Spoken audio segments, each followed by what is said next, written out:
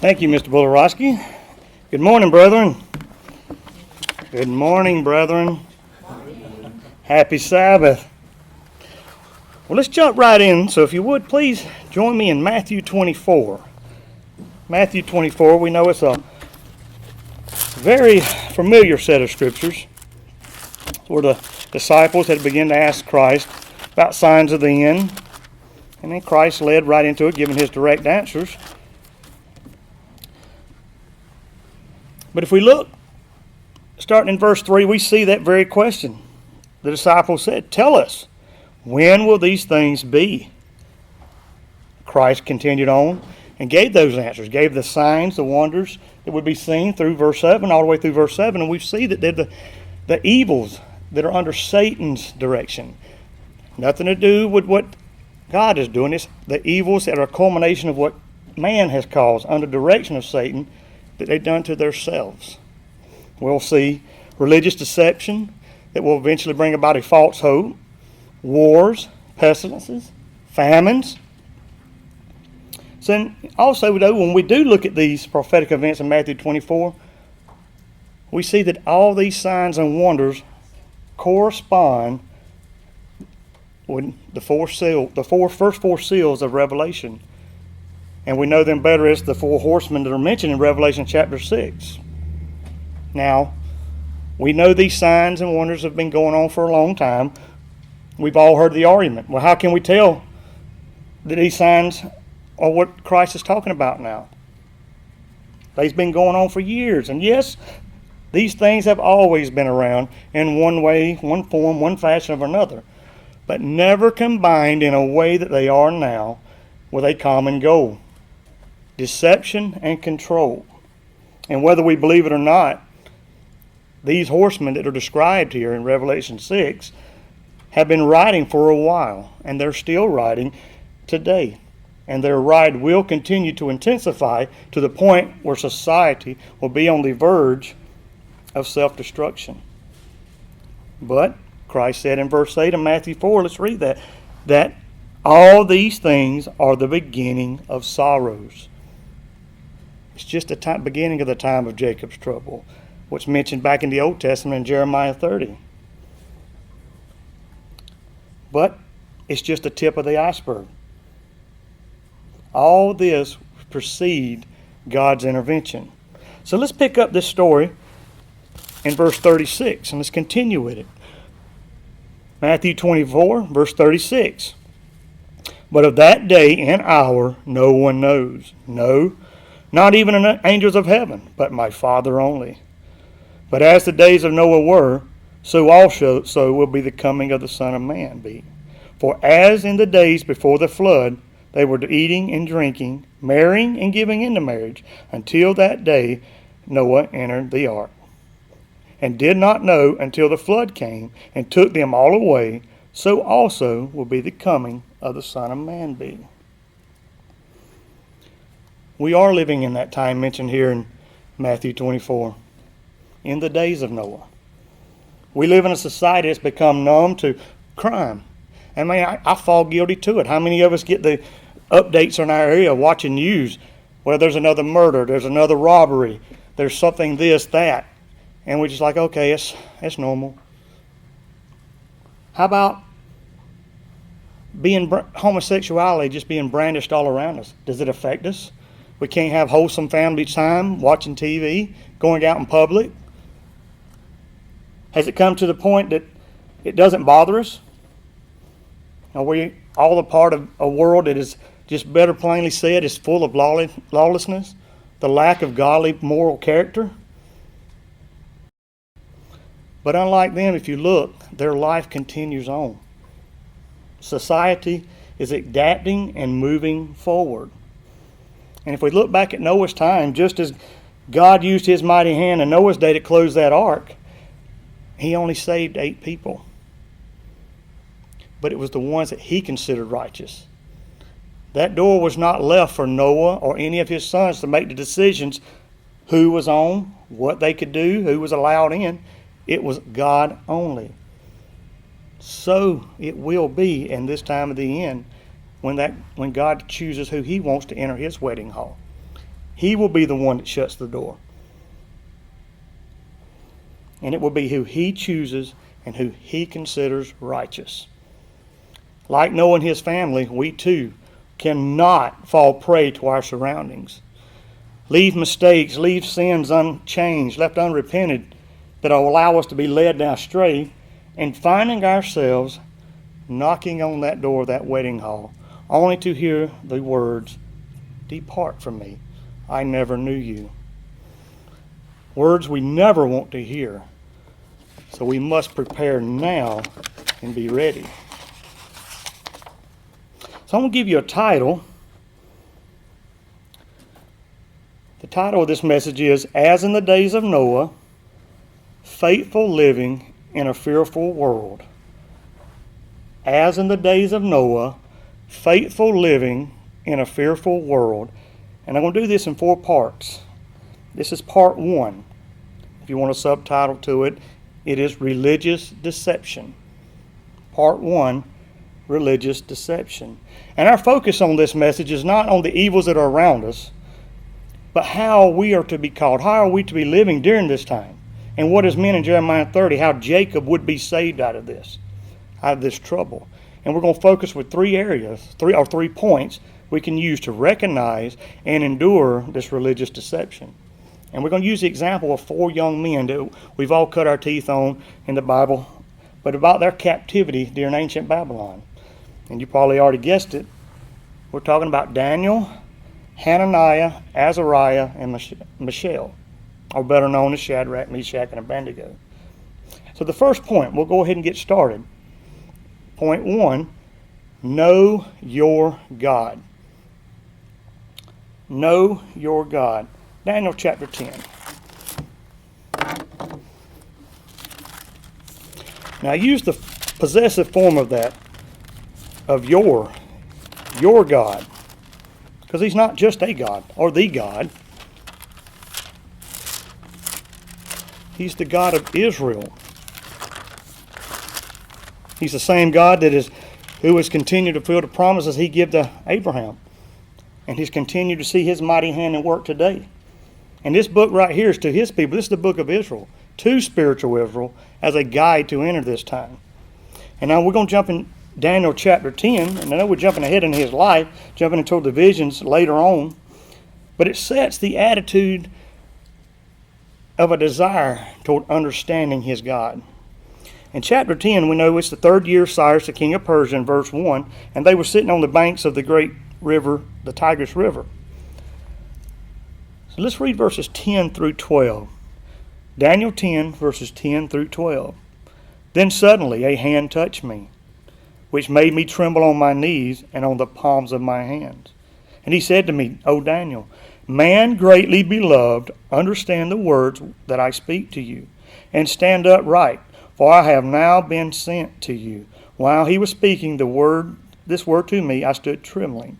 Verse 12, then he said to me, do not fear, Daniel. From the first day that you set your heart to understand and to humble yourself before your God, your words were heard, and I have come because of your words. When we see this later in his life, it's even referencing back to his earlier life. Does not give it time, but we can read this and reading between the lines that Daniel took the time to learn his God, know his God. And we can look and see that when we get to this point, when we know our God, use this example, that we can communicate with him. And this example shows a developed relationship, something we all need. One where we're not only are just known by God, but are recognized by God. The second point, trust your God. Trust your God. Daniel chapter 3.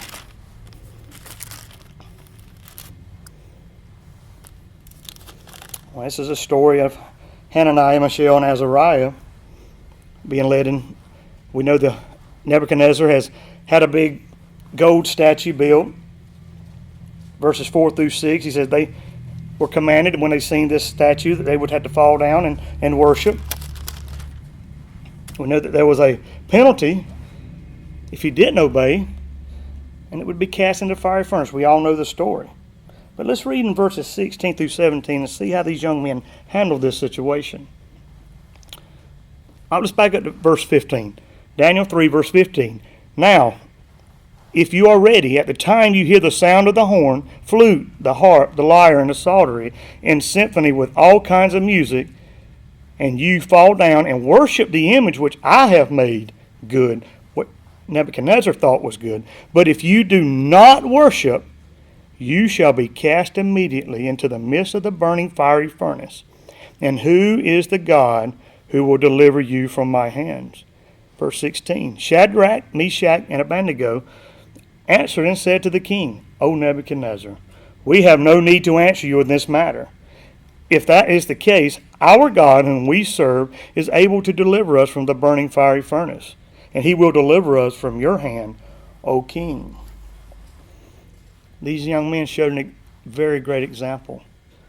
They knew their God. They had a rapport with him. They trusted his judgment on their actions. And notice, they didn't make any reviling accusations against the king, throwing scripture at him. You do this, or we ain't going to do this. We don't care what you do. But rather, they let their knowledge and trust in their God's way speak for itself. And we know the rest of the story. And we know what it ended up with. God was glorified, not the three young men. Which moves us to the last point. Point 3. Obey your God. Obey your God. Let's move forward to Daniel chapter 6. Daniel chapter 6. Knowing or trusting your God is just not enough. Just as these four young men exhibited those first 2 points of knowing him, trusting what would happen, it takes one more step. Obedience. No matter the consequences. We can look back at that example of the three young men, Hananiah, Mishael, and Azariah. They demonstrated that very point of obedience in verse 18 of chapter 3. But for this obedience, I want to jump ahead and look at Daniel for this last example. So in Daniel chapter 6, we know that Daniel finds himself in a hairy situation. He kind of finds himself with a bullseye on his back. He has the whole administration of the king looking at him, constantly watching him, seeing if they can catch him defying the king. And all this is brought out of jealousy. And even in verse 7 of chapter 6, it states that the whole kingdom was looking for him, setting a trap. And that trap was no worship or seeking counsel in any other, either God, authority, or anybody else, rather than the king himself. And we know what that is, what would happen if he was caught. The punishment was a horrible death. A death ripped apart by lions. But let's look at Daniel's reaction.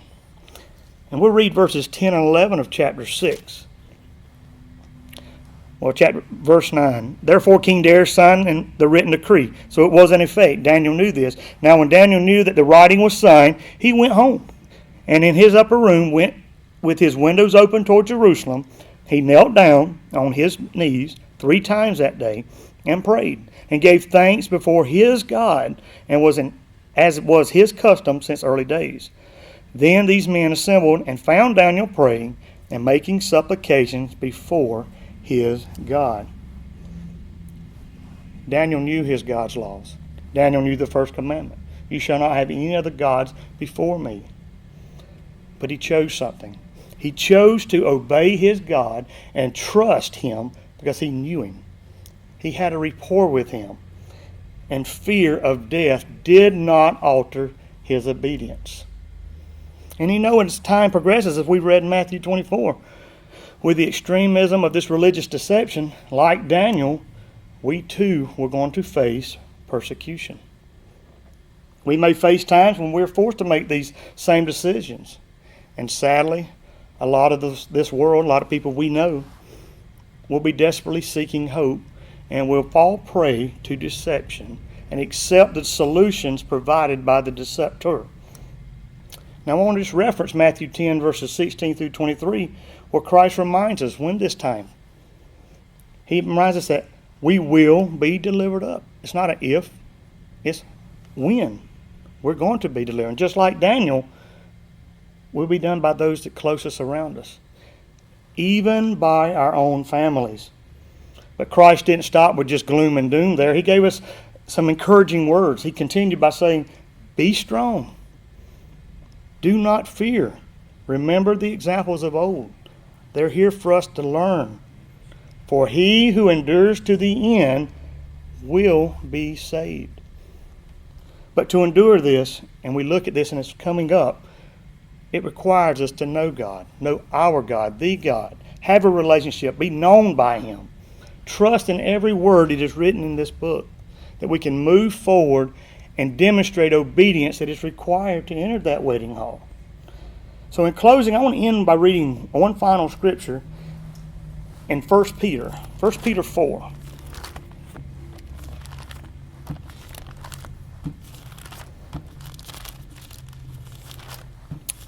1 Peter 4.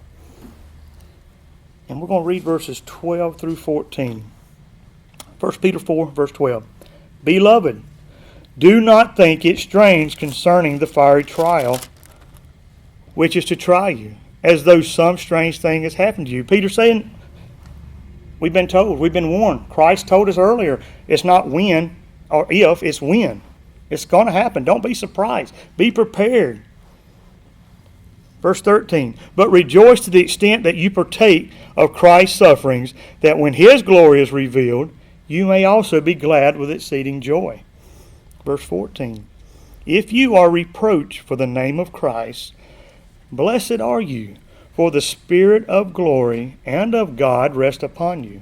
On their part, those who seek to bring this deception, on their part, they're seeking to blaspheme him. But on your part, on your obedience, Christ, our Father, they are glorified.